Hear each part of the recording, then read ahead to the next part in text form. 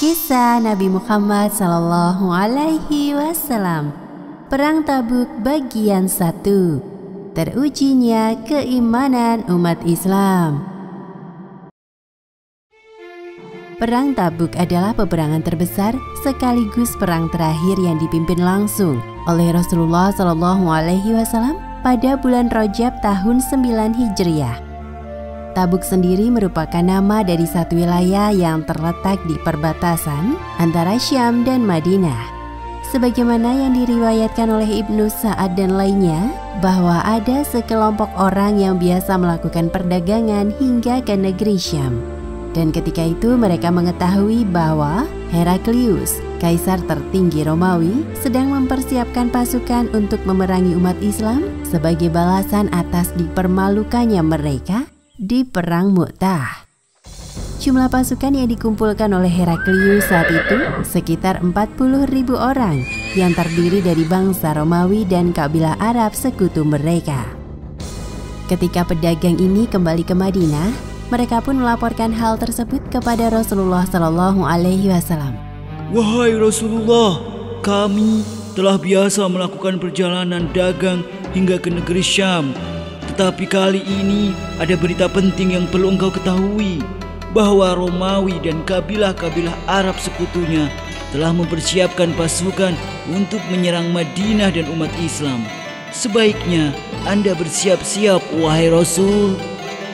Setelah mendengar berita itu, Rasulullah SAW kemudian mengadakan musyawarah dengan para sahabat untuk menentukan keputusan apa yang akan diambil.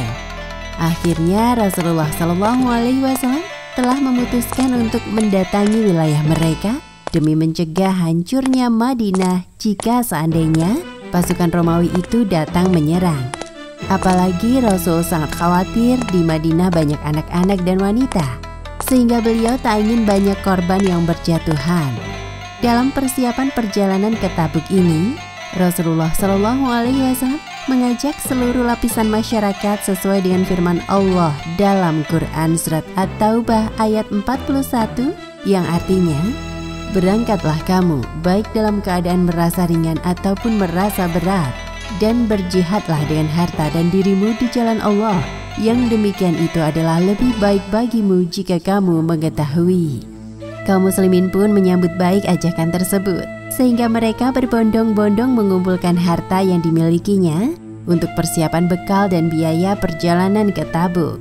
Hal ini perlu dilakukan karena mengingat jarak Madinah ke Tabuk sangatlah jauh, sehingga butuh persiapan yang matang untuk perang kali ini. Utsman bin Affan menyumbangkan 1.000 dinar dan 300 ekor unta, termasuk dengan perlengkapan seperti pelana dan lain-lain, sehingga pasukan hanya tinggal menaikinya saja saat akan berangkat perang. Sementara Abu Bakar menyumbang sebanyak 4.000 dirham. Kemudian ketika itu Rasulullah SAW bertanya padanya, apakah engkau meninggalkan sesuatu buat keluargamu? Abu Bakar menjawab, kutinggalkan buat mereka Allah dan Rasulnya.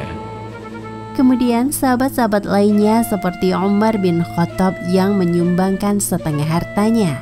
Abdurrahman bin Auf menyumbang 100 uqiyah, dan hal yang sama juga dilakukan oleh sahabat lainnya. Bahkan mereka yang tidak mampu pun tak ketinggalan dalam menyumbang sesuai dengan kemampuannya. Ada yang menyumbangkan beberapa kantung kurma, sekantung gandum, dan sebagainya. Tetapi mereka tak malu sedikit pun, karena ajaran Islam telah meresap di hati mereka, bahwa yang terpenting adalah partisipasi sesuai kemampuan masing-masing. Tetapi orang-orang munafik menghina mereka yang menyumbang ala kadarnya dengan olok-olokan yang menyakitkan hati. Allah tidak butuh gandum atau kurma-kurma kalian. Atas perbuatan mereka yang mencela kaum muslimin itu, Allah membalas mereka dengan hinaan dan menyiapkan azab yang pedih bagi mereka, sebagaimana yang tertuang dalam Quran Surat At-Taubah ayat 79. Orang-orang munafik yaitu orang-orang yang mencela orang-orang mukmin yang memberi sedekah dengan sukarela dan mencela orang-orang yang tidak memperoleh untuk disedekahkan selain sekedar kesanggupannya, maka orang-orang munafik itu menghina mereka. Allah akan membalas penghinaan mereka itu dan untuk mereka azab yang pedih. Memang sejak keberhasilan Rasulullah dalam peristiwa Fathul Mekah dan berakhirnya Perang Hunain, orang-orang munafik semakin hari semakin bertambah banyak jumlahnya. Mereka tidak hanya berada di Madinah, tetapi juga di pinggirannya. Dan kehadiran mereka ini kelak akan menjadi ancaman kerusakan akidah di tengah umat Islam. Sementara di saat sebagian besar kaum muslimin bersuka cita menyambut perintah jihad menghadapi Romawi, sebaliknya orang-orang munafik itu merasa perintah itu memberatkan. Apalagi cuaca Madinah saat itu sedang panas-panasnya dan buah-buahan juga telah siap untuk dipanen, sehingga orang-orang munafik itu mencari berbagai alasan agar tidak ikut perang. Bahkan ada di antara mereka yang pura-pura datang meminta izin kepada Rasulullah Shallallahu Alaihi Wasallam. Wahai Rasulullah, apakah engkau mengizinkan aku tinggal di Madinah saja dan tidak ikut berangkat berperang? Namun aku harap engkau jangan timpakan fitnah kepadaku. Demi Allah, aku mengajukan permohonan ini karena seluruh kaumku telah mengetahui aku mudah terpikat oleh wanita.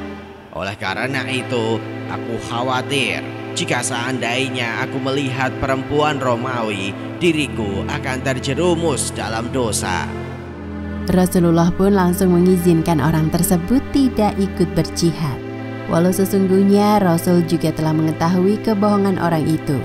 Dan akibat dari tindakan Rasul ini, beliau mendapat teguran halus dari Allah dalam Quran Surat At-Taubah ayat 43 yang artinya, "Semoga Allah memaafkanmu. Mengapa kamu memberi izin kepada mereka untuk tidak ikut berperang, sebelum jelas bagimu orang yang benar-benar dalam keuzurannya, dan sebelum kamu ketahui orang-orang yang berdusta." Sementara itu orang-orang munafik bukan hanya tidak mau mengikuti perang, tetapi mereka gembira dengan ketidakikutan tersebut karena menganggap telah berhasil menipu Rasulullah Shallallahu Alaihi Wasallam. Ternyata Rasul itu mudah dibohongi.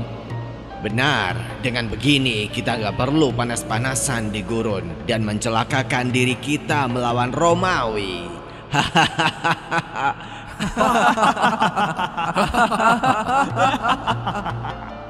Orang-orang munafik itu mempengaruhi kaum muslimin lainnya agar mengikuti jejak mereka untuk tidak ikut berjihad. Hei kamu, kemarilah, nikmati buah-buahan yang segar ini. Daripada mengikuti Muhammad berperang, bukankah lebih baik tinggal di Madinah seperti kami? Karena sikap orang-orang munafik ini telah melampaui batas, maka Rasulullah Shallallahu Alaihi Wasallam mengambil sikap tegas. Beliau memerintahkan Talhah bin Abdillah untuk menyerbu dan menghancurkan markas mereka itu agar tidak digunakan lagi untuk menghasut kaum muslimin yang lain. Beberapa orang munafik itu berhasil kabur melarikan diri, dan sebagian lainnya jatuh dan terluka ketika berusaha lari. Rasulullah pun mencukupkan tindakan itu sebagai hukuman atas mereka. Pada waktu itu, pasukan muslim yang terkumpul sebanyak 30.000 orang. Dan dikarenakan jumlah hewan tunggangannya terbatas, maka setiap 18 orang akan menunggangi satu ekor unta secara bergantian. Jadi jika satu orang naik, maka 17 orang lainnya berjalan. Kemudian ketika dirasa sudah seberapa jauh, maka orang berikutnya naik menggantikan orang sebelumnya. Begitu dan seterusnya, saking kurangnya perbekalan pada waktu itu. Pada saat sebelum keberangkatan pasukan, datanglah sekitar 7 orang sahabat kurang mampu yang tidak memiliki apapun selain hanya membawa tekad yang kuat. Mereka menemui Rasulullah Shallallahu Alaihi Wasallam. Ya Rasulullah, kami sangat ingin ikut berjuang bersamamu. Ya Rasulullah, kami ingin berjihad membela agama Allah. Tetapi dengan ramah Rasulullah menjawab, Maafkan aku wahai sahabatku, tetapi kami sudah tidak mempunyai sesuatu yang dapat membawa kalian. Tidak ada lagi unta yang dapat ditunggangi. Kalian sudah tidak bisa ikut berperang. Para sahabat yang kurang mampu itu setelah mendengar jawaban Rasulullah, kemudian mereka pulang ke rumahnya sambil meneteskan air mata. Karena saking inginnya ikut berjihad, tetapi keadaan sudah tidak memungkinkan. Ya Allah, aku tidak bisa ikut. Sementara sahabat-sahabat yang lain bisa ikut perang. Menangislah mereka selama perjalanan pulang ke rumah. Keinginan kuat ketujuh sahabat itu diabadikan dalam surat At-Taubah ayat 92 yang memuji para sahabat yang tidak bisa ikut perang karena tidak mempunyai kendaraan. Dan mereka itu digelari dengan Al-Bakkaun, yang artinya orang-orang yang menangis. Dan tiada pula dosa atas orang-orang yang apabila mereka datang kepadamu, supaya kamu memberi mereka kendaraan, lalu kamu berkata, aku tidak memperoleh kendaraan untuk membawamu. Lalu mereka kembali, sedang mata mereka bercucuran air mata karena kesedihan, lantaran mereka tidak memperoleh apa yang mereka nafkahkan. Namun ketujuh orang itu pada akhirnya ikut juga berjihad, karena dua di antaranya dibiayai oleh paman Nabi, Abbas bin Abdul Muthalib. 3 orang lainnya ditanggung Utsman bin Affan, dan 2 lainnya oleh sahabat Nabi, Yamin bin Amr an-Nadri.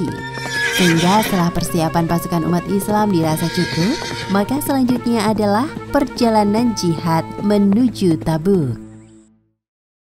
Demikian kisah perang Tabuk bagian pertama.